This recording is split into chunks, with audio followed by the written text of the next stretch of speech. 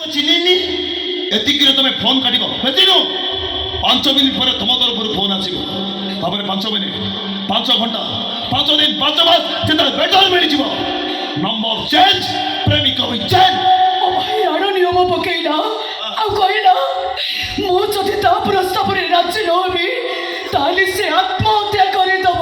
ଯଦି ମୁଁ ଆତ୍ମହତ୍ୟା କରିଥାନ୍ତି ଯଦି ମୁଁ ଆତ୍ମହତ୍ୟା କରି ମରିଥାନ୍ତି ତାହେଲେ କ'ଣ ହେଇଥାନ୍ତା ମତେ ବୁଝ। ମୋର ଭୁଲ ହେଇଯାଇଛି।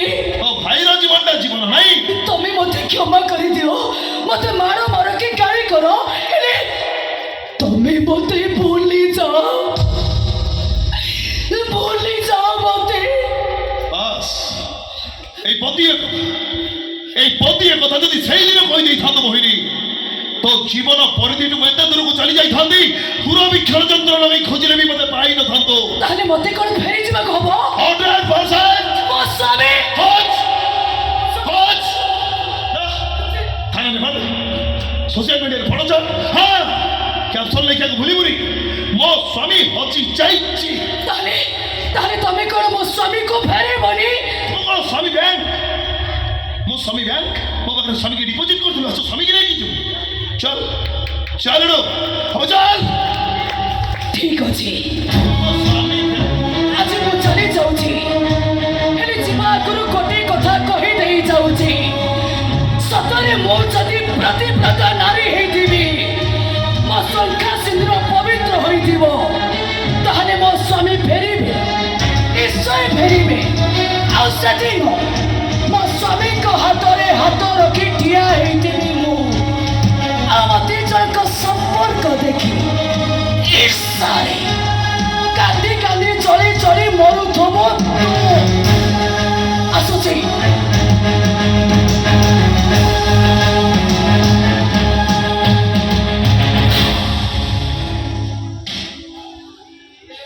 ଶାଳୀଟା ଅଭିଶାପ ଦେଇଗଲା। ହଁ ଅଭିଶାପ ଦେବା କଥା ହେଲେ ତୋ ଅଭିଶାପ ଫଳିବ କି ନାହିଁ ସେଇଟା ମୁଁ ଜାଣିନି ବୋଇଲି ମିଶେ ହେଲେ ତମ ଯୋଡ଼ିକି ଭଲରେ ଦେଖି କାନ୍ଦିବା ଚରିତ୍ର ଏ ହାଇଦର ନୁହଁ କାହିଁକି ନା ହାଇଦର ହିରୋ ନୁହଁ ସେ ହଉଛି ଭିଲା। ହିରୋ ମାନେ ରାତି ସାରା କାନ୍ଦନ୍ତି ସକାଳେ ହସନ୍ତି ହେଲେ ଭିଲନ୍ ରାତି ସାରା ହସେ ସକାଳେ ମରେ। ଆମେ Villa I like to be villain। Mohini ଆସିଲା ଚାଲିଗଲା ଯେ ସୌତୁଣୀ ଚାଲିଗଲା ବୋଲି ମନ ଦୁଃଖ କରୁଛୁ ସେ ଏଠି କାହିଁକି ଆସିଲା ଆଉ ସ୍ୱାମୀ ପାଇଁ ଆଉ ତମେ ତାକୁ କଣ କହିଲ? ମୁଁ କହିଲି ତ ସ୍ୱାମୀ ତ ନାହିଁ ମୁଁ ଫାଙ୍କା ଅଛି ମତେ ନଉନୁ। ଏଇ ସେ ବାଜ୍ୟ କଥା ବନ୍ଦ କର ଯେତିକି ପଚାରୁଛି ସେତିକି କୁହ। କଣ ତମେ ତାକୁ କଣ କହିଲ? ଆରେ ମନା କରିଦେଲି ଆଉ କଣ କରିବି କାହିଁକି? ତ ବୁଝୁନୁ ପ୍ରିୟା କଥାଟା ଯଦି କୌଣସି ପ୍ରକାରେ ବାହାରକୁ ଲିକ୍ ହେଇଯିବ ଇନ୍ସପେକ୍ଟର ଆମ ପାଖରେ ଅଛି। ନାଇଁ ନାଇଁ ନାଇଁ ନାଇଁ ଭୁଲିଯିବ ନାଇଁ ନାଇଁ ତମେ ଏକଦମ ଠିକ କରୁଛ। ତା ଛଡା ତ ପୋଲିସ ବାବୁ ଭଲ ହେଇ ଆସିଲେଣି ଜାଣିଛ ଆଜି ନା ମୁଁ ତାଙ୍କ ପାଖକୁ ମେଡିସିନ ନେଇକି ଯାଇଥିଲି ସିଏ ମତେ ରାଗିକି ଏମିତି ଅନେଇଲେ ଯେ ମୁଁ ତାଙ୍କୁ ଦେଖିକି ପୁରା ଡରିଗଲି। ଡରୁଛୁ କାହିଁକି ଡରୁଛୁ ଏଥର ସେ ଇନ୍ସପେକ୍ଟର ତୋତେ ଅନେଇଲେ ତାକୁ କହିଦେବୁ ତ ଡରିବା ଝିଅ ନୁହଁ କାହିଁକି ନା ତୁ ହଉଛୁ ଏ ହାଇଦରର ବ୍ରାଣ୍ଡ ତୋତେ ଯିଏ ଚାହିଁବ ଏ ସହରରେ ନିଆଁ ଲାଗିବ। ଆଜି ନା ତମ ଘରକୁ ପୋଲିସ ଆସିଲେ ଚାଚାକୁ ରେଶମାକୁ ସେ କଣ ପଚରା ପଚରି କରୁଥିଲେ ଆଉ ହଁ ସେ ମୋ ବବଲୁ ଭାଇକୁ ବି ଖୋଜୁଥିଲେ ଆଉ କହିକି ଯାଇଛନ୍ତି ବବଲୁ ଭାଇ ଆସିଲେ ଥାନାରେ ଯାଇ ତାକୁ ଦେଖା କରିବାକୁ। ବାପରେ ବାପ ସେ ପୋଲିସ ମ୍ୟାଡମକୁ ଦେଖି ମତେ ଯେମିତି ଲାଗୁଥିଲା ସେ ଯଦି ମୋ ବବଲୁ ଭାଇକି ଏକା କୋଉଠି ପାଇବେ ନା ସିଧା ଗୁଳି କରିଦେବେ। କଣ କହିଲୁ ପୋଲିସ ମ୍ୟାଡମ କିଏ ସେ ମ୍ୟାଡମ କଣ ତାର କଣ ତ ହଁ ଝାନ୍ସୀ ମହାନ୍ତି ସେ କଣ ତାଙ୍କ ବାପାଙ୍କ ମର୍ଡର କେସର ଇନଭେଷ୍ଟିଗେସନ ପାଇଁ ଆମ ଥାନାକୁ ବଦଳି ହେଇ ଆସିଛନ୍ତି।